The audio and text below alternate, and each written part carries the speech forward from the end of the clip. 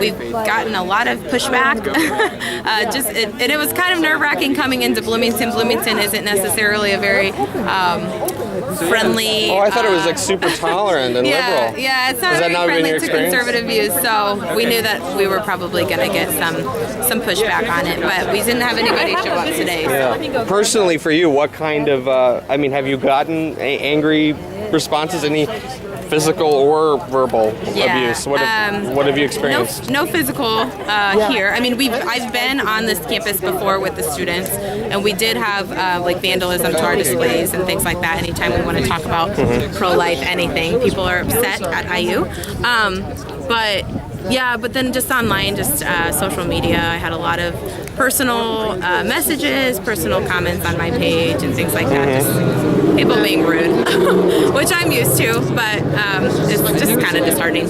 What would you like to see as the most positive response from the university to the purpose of the protest? What kind of changes? I mean, ideally, we would like the university to immediately stop the research using fetal brains. They want to continue the research using human brains from bodies that have been donated to science. We support that. We support IU's research. We appreciate IU's research, but we don't support the unethical use of human beings who have not consented to using their bodies for science. They have not donated their bodies to science. Their bodies have been taken from them. So we would like the university to immediately stop. Mike Victor, President and CEO, Indiana Right to Life. Also, we're encouraging people to text IU to 52886. What will happen when they do that is it will send an individual email to every one of the IU Board of Trustees, as well as state and federal legislators, just to let you know that it's an email from constituents to say, I'm concerned about this. It's an email from Hoosiers to the university to say, really, the university does great things. It's too great a university to stoop to this level to exploit body parts from unborn babies. So as you heard when I spoke today, our message is let's find cures without killing. And that's really the message. That's the core message of all of this.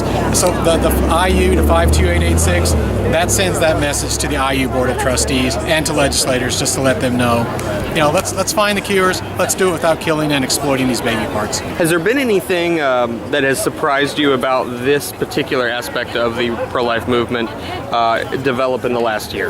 Well, as this particular aspect, I think what is surprising is the depth of involvement with Indiana University and abortion. Until Indiana University filed its lawsuit against the state of Indiana, we really didn't know how deeply involved IU was with using aborted baby parts, nor did we know IU's involvement with abortion training program here in Indiana. So as a result of the lawsuit that IU filed, it sort of ramped attention up on IU.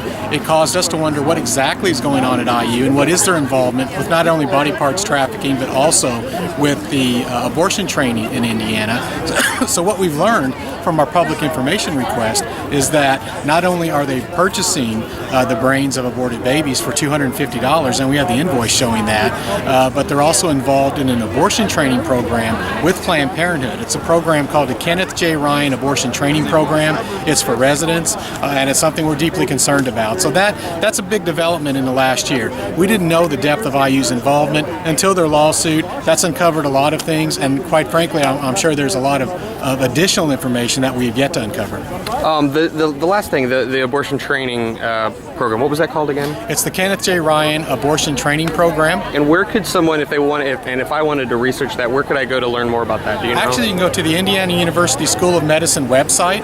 I think it may be listed on there as the Kenneth J. Ryan Training Program. They leave out abortion, but you can also Google Kenneth J. Ryan Abortion Training Program. It will show locations across the United States where they do the training. Indiana University is listed as one of those sites. So Google Kenneth J. Ryan Abortion Training Program, Indiana University, and you'll find it directly on IU's website.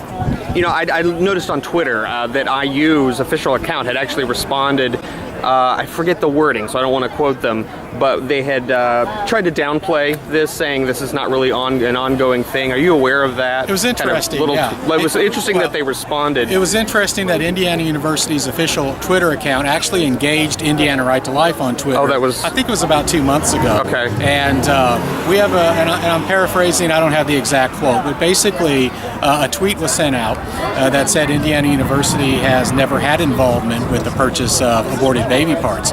We responded with a picture of an invoice that we received through a public information request showing a billing of $250 for a baby's brain. So it took a while, and Indiana University responded to that and said that was payment for shipping and handling, not for the actual brain tissue. Well, that's a difference without distinction. It's using an aborted baby's brain, whether you're paying for the tissue, whether you're paying for shipping and handling, you're purchasing the brains of an aborted baby for experiments here at IU. And that is the basis of their lawsuit against the state of Indiana. They're suing Indiana so that they can continue using aborted baby parts in experiments. I see. What is it that your organization would like to see that would satisfy you and your organization and your supporters from We're IU? looking for Indiana University to stop using aborted baby parts for experiments. There are alternatives to that. Let's find cures without killing. Let's use adult stem cells. Let's go down those roads. But let's not use body parts from purposely aborted babies for experiments on campus. So we're asking for IU to stop using aborted baby parts in experiments on campus. How can they ensure you that that's happening, though? Like, let's say that they just tell you it's not happening. Well, that of course is always going to be a question. We will make additional public information requests. There are ways that we can monitor what their activity is here at Indiana University. So we would hope that we would get to that situation to where they would tell us we're not doing this anymore, and then we would trust but verify at the same time. Do you know if there's any things that they could do? Because I wonder if this would have an effect on their donors from alumni that may want to see this changed. Is there some sort of ethical bylaws or something that they could say and point to, hey, we actually have a rule now? Do you know if there's anything in their charter? Is there anything like that? That's a great question. I really don't know. I think that's something the IU Board of Trustees should grapple with the IU president and really look at what their alternatives are in this situation. Just again, what we do know is Indiana University does a lot of great things. IU Health does a lot of great things. Let's find the cures, but let's do it without killing. And however that happens, however they look at their ethical bylaws, different things they can work with, let's look at all the options on the table. That's what we're encouraging IU to do. And for those who are donors of Indiana University who are upset by this news, one of the best things they can do at this point to make their voice heard is to let the university know that they want to see this change occur at the university level. And if it doesn't occur, seriously reconsider donating any funds to this university until the change occurs that we're seeking. Thank you. Our next speaker today is Laurel Spencer. Laurel is a third-year student at Maurer School of Law here at IU and is on the executive board of the law school's pro-life group. In 2015, the nation was jolted to reality when the Center for Medical Progress released shocking videos showing Planned Parenthood leaders auctioning off fetal remains for scientific experimentation. We saw oftentimes in graphic detail the appendages of innocent babies, even their heads, being shipped off to some scientist's lab for testing and analysis. We saw as the Planned Parenthood leaders acted as though the sale of fetal body parts was as commonplace and as natural as the sale of a loaf of bread. We as a nation were outraged at this grotesque display, and we, the people of Indiana, cried out for justice. And the Indiana legislature heard our cries. In response to this callous disregard for life, it passed House Enrolled Act 1337, aptly called the Dignity for the Unborn Bill. This bill sought, among other things, to ensure that the bodies of innocent children, already broken and dismembered from the abortion procedure, would not be sold to the highest bidder for purposes of experimentation. In order to guarantee that aborted fetal bodies would be treated in accordance with their intrinsic value, the bill makes it a second level 5 felony to intentionally acquire, receive, sell, or transfer fetal tissue in the state of Indiana. House Enrolled Act 1337 is a tremendous victory for this state and for the pro-life movement. Although pro-abortion advocates did all they could to strike it down, the people of this state have spoken. In the state of Indiana, we the people have determined that the unborn, at least in death, will be treated with the dignity and respect that they deserve. But opponents of this bill have not backed down, and they continue in their efforts to render it null and void. Most recently, my university, Indiana University, brought a lawsuit asking the Southern District Court of Indiana to declare that House Enrolled Act 1337 is unconstitutional and to permanently enjoin the state from enforcing the provisions of this bill. The university brings 3 claims in this lawsuit. First, it claims that the statute as written is unconstitutionally vague, that the statute places an excessive burden on interstate commerce, and that the statute infringes on First Amendment rights of academic freedom.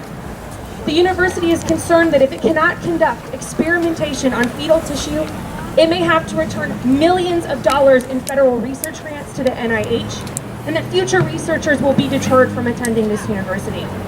It is concerned that without fetal tissue experimentation, there will be an unacceptable delay in important breakthroughs for treatments and cures to patients with a variety of debilitating neurological disorders.